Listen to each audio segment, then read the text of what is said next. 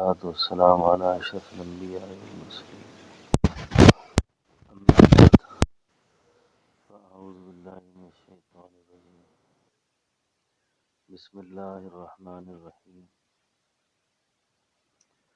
ربي أوزعني أن أشكر نعمتك التي أنعمت علي وعلى والدي وأن أعمل صالحا ترضاه وأدخلني برحمتك في عبادك الصالحين صدق اللہ مولانا العظیم۔ درود شریف پڑھنے اللہم صلی علی سیدنا مولانا محمد وعلی آل سیدنا و نبینا و مولانا محمد مبارک وسلم۔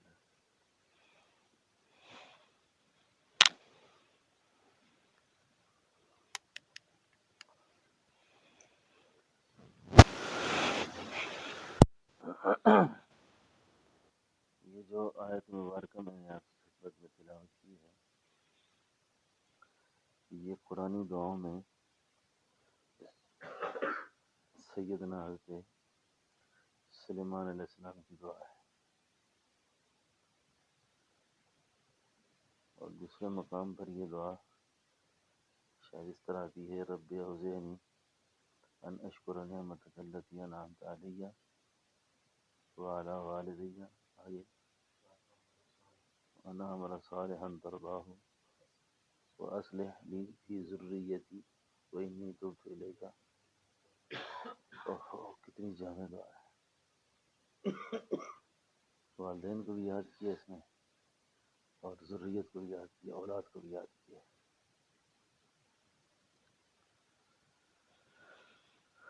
اور اس میں ایک جو بات یہ فرمائی نا کہ اللہ ہمیں صالحین میں شامل فرما، لیکن نبوت کتنا بڑا مقام ہے، لیکن نبوت کو بھی اس بات کی حسرت ہے کہ ہم صالحین میں شامل ہوں۔ معلوم یہ ہوتا ہے کہ صالحین بھی کوئی چھوٹا مقام نہیں ہے۔ اب غور فرمائیں، رب اوزعنی، اس کا مطلب یہ ہے اللہ تو ہمیں اس بات کی توفیق دے کہ ہم کیا شکریہ ادا کر سکیں، ہم آپ کا شکریہ ادا کر سکیں۔ شکر بہت بڑی نعمت ہے، اور ناشکری یہ بہت بڑا وبال ہے۔ شکر جو ہے نا، اس کا ایک بڑا وسیع مفہوم ہے۔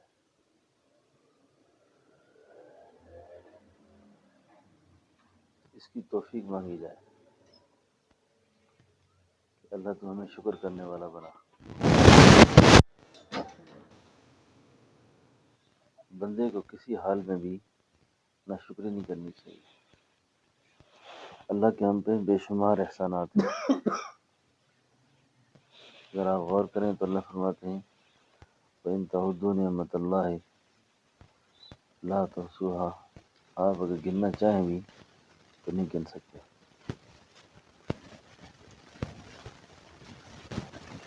کتنی نعمتوں کا شکر ادا کرے آدمی، کتنی نعمتیں اللہ نے ہمیں دی ہیں کہ یہ جو سانس ہے اس کے اندر اور باہر آنے پر بھی ہزار شکر واجب ہے، کیونکہ اگر سانس اندر آئے باہر نہ جائے پھر بھی آدمی گیا، باہر آئے اور اندر نہ جائے پھر بھی سمجھا بات۔ اب اللہ تو اس بات کی توفیق دے کہ ہم آپ کا شکر ادا کر سکیں۔ ایک بات واقعہ مجھے یاد آیا، بیان کر دوں بھول نہ جائے۔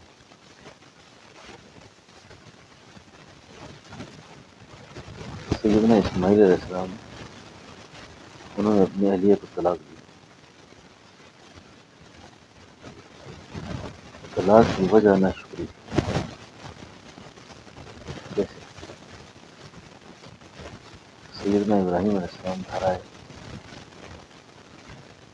اسماعیل علیہ السلام کے بارے میں پوچھا بہو سے، اب بہو کو نہیں پتا کہ یہ میرے سیدنا ابراہیم علیہ السلام ہے۔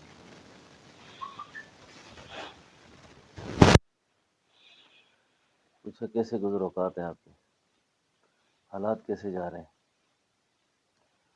آگے سے اسماعیل علیہ السلام کے لیے نے کہا کہ بس بہت تنگ حالات ہیں، پریشانی ہے، تو مزہ نہیں زندگی کا۔ انہوں نے فرمایا کہ اسماعیل جب گھر آ جائیں تو ان کو یہ کہو کہ اپنے گھر کی چوکھٹ تبدیل کر دیں۔ بس اتنی بات کر دی اور چلے گئے۔ یہاں روحانیت ایک بڑا باریک مسئلہ ہے۔ وہ باریک مسئلہ یہ ہے کہ ابراہیم علیہ السلام جب گھر آئے نا، اسماعیل علیہ السلام، تو انہوں نے گھر آنے کے بعد بیوی سے سوال کیا کہ یہاں کون بیٹھا تھا، یہاں کون آیا تھا؟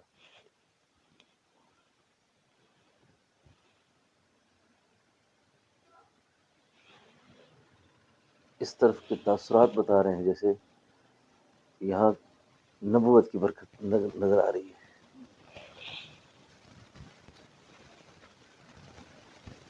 تو بیوی ایک دم حیران بھی ہوئی کہ آپ کو کیسے پتہ چلا ہے؟ میں نے کہا کہ جس طرح آگے میں اس کی بات سمجھاؤں گا، اس کو کھولوں گا۔ جو آدمی جہاں بیٹھتا ہے اس آدمی کے جیسے قلبی تاثرات ہوتے ہیں، اسی طرح کے حالات اس زمین پہ برتتے ہیں۔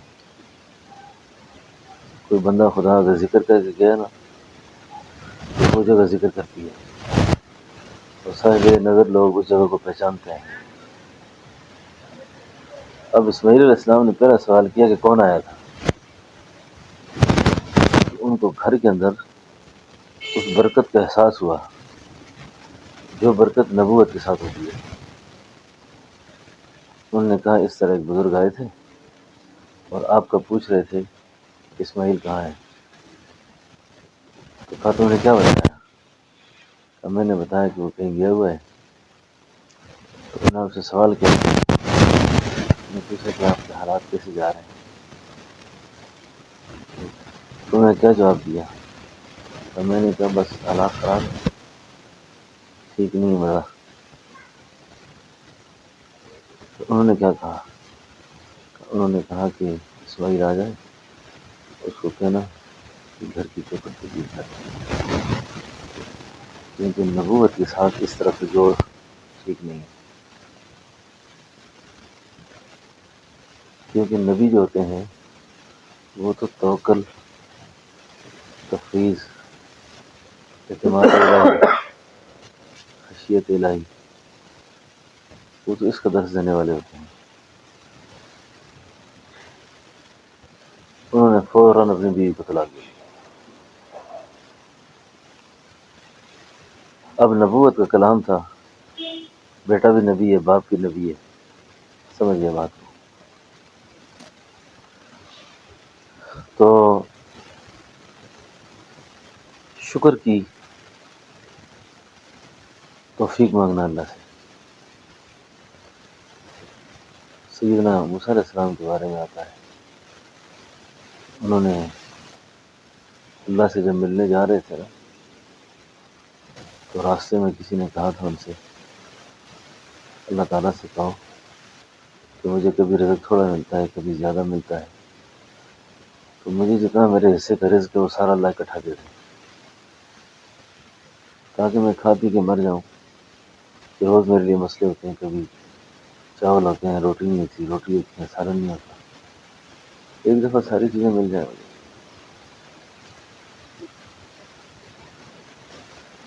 تو اللہ سے خاصی، اس کی بات قبول ہو گئی، اس کو اس کے حصے کا رزق مل گیا۔ جب اس کو رزق ملا نا، اس نے اللہ کی بے انتہا شکر گزاری کی۔ اور جب شکر کی نعمت آدمی کے پاس ہوتی ہے نا، تو وہ دوسروں کو بھی اپنی اس نعمت کے شریک کرتا ہے۔ اس نے کیا کیا؟ صدا لگائی، آؤ بھائی روٹی کھاؤ میرے ساتھ، آؤ کھانا کھاؤ۔ اب جس وقت اس نے لوگوں کو کھلانا شروع کر دیا اور ہر ایک کے سامنے کہ اللہ تیرا شکر ہے تو نے مجھے میرے حصے کا رزق دے دیا، بغیر مشقت کے دے دیا۔ موسیٰ علیہ السلام فرماتے ہیں کہ عرصہ دراز کے بعد جب میں وہاں سے گزرا تو مجھے خیال ہوا کہ اس آدمی کو دیکھوں جس آدمی نے یہ سوال کیا تھا۔ وہاں گئے تو وہاں بادشاہت لگی ہوئی ہے، لنگر چل رہے ہیں، لوگ آ رہے ہیں، جا رہے ہیں، کھا رہے ہیں، ختم نہیں ہوتا رزق کبھی، سنبھال نہیں سکتا اللہ کا کو، کیا کروں؟ اللہ تعالیٰ سے پہلی بات پوچھی، یا اللہ وہ تو اتنا مختصر رزق تھا، کھا کے مر جاتا وہ تو بادشاہت کر رہا ہے۔ اللہ پاک نے فرمایا موسیٰ وہ میرا بزنس پارٹنر ہے، اس نے میرے ساتھ تجارت شروع کر دی ہے، میرے ساتھ تجارت کرتا ہے آج کل وہ، میں نے اس کو ایک دیا تھا، اس نے شکر گزاری کے ساتھ خرچ کر دیا، میں اپنے وعدے کے مطابق میں نے 10 دے دیے اس کو، جب 10 دیے اس نے وہ بھی خرچ کر دیے، پھر میں 100 دے دیا۔ تو اس طرح اس کے معاملات میرے ساتھ شروع ہو گئے ہیں۔ اب ختم کرنے کا کیا طریقہ ہے؟ اس کو کوئی میری ناشکری کرے، ناشکری کرے۔ تو نعمت شکر کی توفیق مانگنا اللہ سے کہ اللہ تو ہمیں اس بات کی توفیق دے کہ ہم تیرا شکر ادا کر سکیں۔ کبھی بھی زبان پر دل پہ یہ بات نہیں لانی چاہیے کیا حال ہے جی، اور چھوڑو جی کیا حال ہے، کوئی مزہ نہیں ہے میرا۔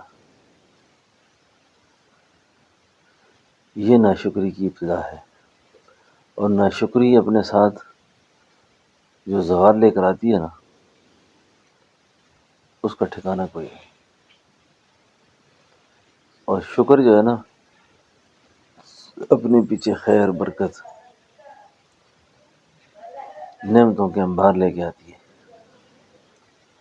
عورتوں میں، مردوں میں جب یہ بیماری عام ہو جاتی ہے نا ناشکری والی، تو وہ بہت جلد زوال پذیر ہو جاتے ہیں۔ ہر حال کا شکر ہے سر، بیمار ہے اس پہ شکر کرے، یا اللہ شکر ہے مقروض تو نہیں ہونا، قرضدار ہے تو یہ شکر کرے کہ بیمار تو نہیں ہونا، غریب ہے شکر کرے صحت تو ہے نا۔ اب جتنا بھی نعمتوں کا شکر ادا کرے گا اس نعمت پر اللہ اس نعمت کو بڑھا دیں گے، اضافہ کر دیں گے۔ اپنا دکھ ہو نا، غم ہو، بزرگوں نے لکھا ہے کہ بیماری ہو ڈاکٹر سے کے علاوہ، اور کوئی روحانی مسئلہ ہو، کوئی بے چینی پریشانی ہو، تو اپنے مرشد کے علاوہ کسی کو بیان نہ کرے، کسی کے آگے تذکرہ نہ کرے اس کا۔ یہ تذکرہ شکایت میں آتا ہے۔ ہمارے جو بزرگوں میں سے کئی بیمار ہوتے تھے نا، پوچھتے کیا حال ہے، کہتے بس شکایتاً بات نہیں کروں گا اللہ سے، حقایتاً بات کروں گا کہ ٹھیک نہیں ہوں آج کل، اور اس لیے کہہ رہا ہوں کہ تمہاری دعاؤں میں آ جاؤں اور میں ٹھیک ہو جاؤں۔ شکایت نہ آئے دل پر، شکایت نہ آئے، گلہ نہ آئے۔ گلہ آیا تو گلے کی سب سے بڑی نوست یہ ہے اس آدمی کی دعا قبول نہیں ہوتی۔ دوسری بات یہ ہے کہ اس آدمی کو داعیہ دعا پیدا نہیں ہوتا، اس میں دعا کی توفیق ہی نہیں ہوتی، اس کو داعیہ دعا پیدا نہیں ہوتا، بس ایسے غافلوں کی طرح چلتا پھرتا ہے۔ تو گلہ شکوہ جو ہے نا یہ اللہ تعالیٰ کو انتہائی ناپسند ہے۔ خواجہ غلام فرید فرماتے تھے نا، تو میں دکھ وچ راضی تو میں سکھ میں چلے لاواں، آپ مجھے پریشان رکھ کے خوش ہونا، میں بھی خوش ہوں۔ لطف سجن دم بدم، قہر سجن گاہ گاہ، این بھی سجن واہ واہ، اون بھی سجن واہ واہ۔ وقت کسی کا انتظار نہیں کرتا، گزر جاتا ہے۔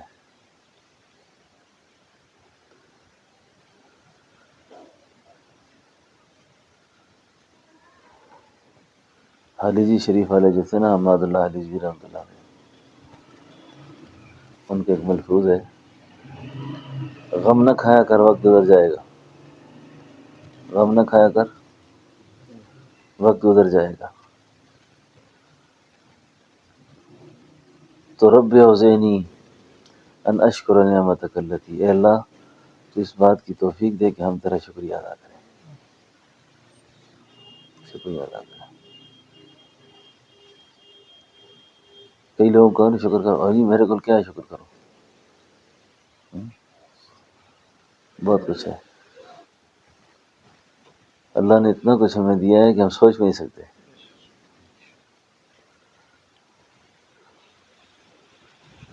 تو شکر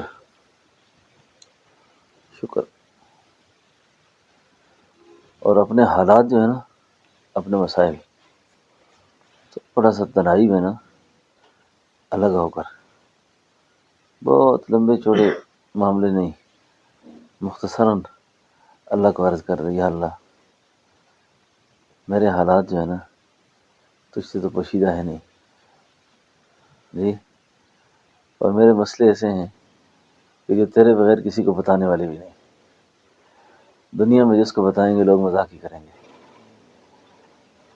جس کے ساتھ بات کریں گے وہ ٹھٹھا ماحول بنا دے گا۔ اللہ تیرے علاوہ کوئی ہے نہیں میرا، کس کو بیان کروں؟ بندہ نواز میری منت کی لاج رکھ لے، میری نہیں تو اپنی رحمت کی لاج رکھ لے، آپ ہی ہیں اور ہے میرا کون؟ کب سے لیے کھڑی ہوں میں کاسہ گدائی، اب تک ملا نہ مجھ کو اور شام ہونے کو آئی۔ تو اللہ تعالیٰ سے شکر سے بڑا زبردست معاملہ کھلتا ہے۔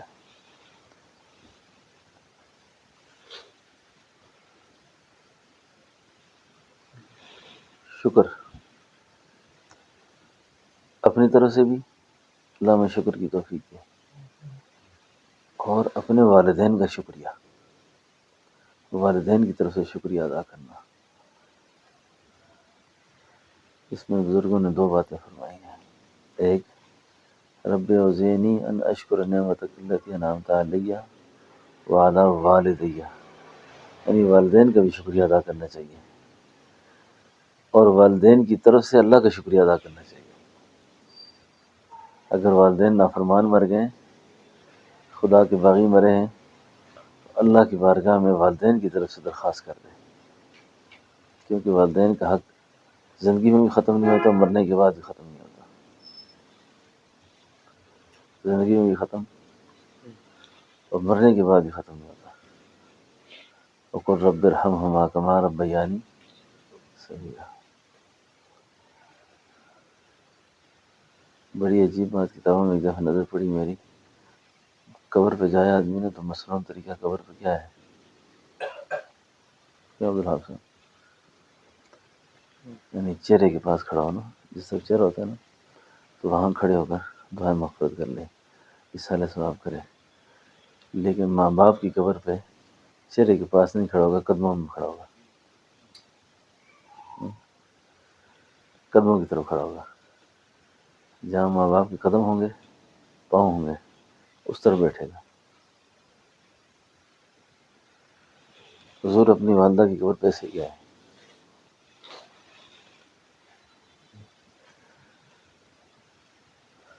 اور جب اپنی والدہ نے اپنے باپ کی قبر پہ لے کے گئی تھی نا، کہتے ہیں نبوت ایسی دولت ہے نا، اسی وقت سے اللہ نے نبوت کی ساری چیزیں آپ پر کھولی تھی، کہ ہماری نبی علیہ السلام کی جو والدہ تھی نا، ان کا نام ہے حضرت اماں آمنہ، یہ قبیلہ بنو نجار کی تھی، اور قبیلہ بنو نجار جو تھا نا مدینہ طیبہ میں آباد تھا، اور حضرت عبداللہ جو تھے نا یہ اپنے نانحال میں فوت ہو گئے، سسرال میں فوت ہوئے تھے نا، سسرال میں، ان کی قبر جو ہے نا باب السلام کے باہر بنی تھی اس زمانے میں۔ یہ 1980 تک وہیں رہی. 1980 میں آپ کی قبر کشائی ہوئی اور دوبارہ بقیع میں دفن کیا.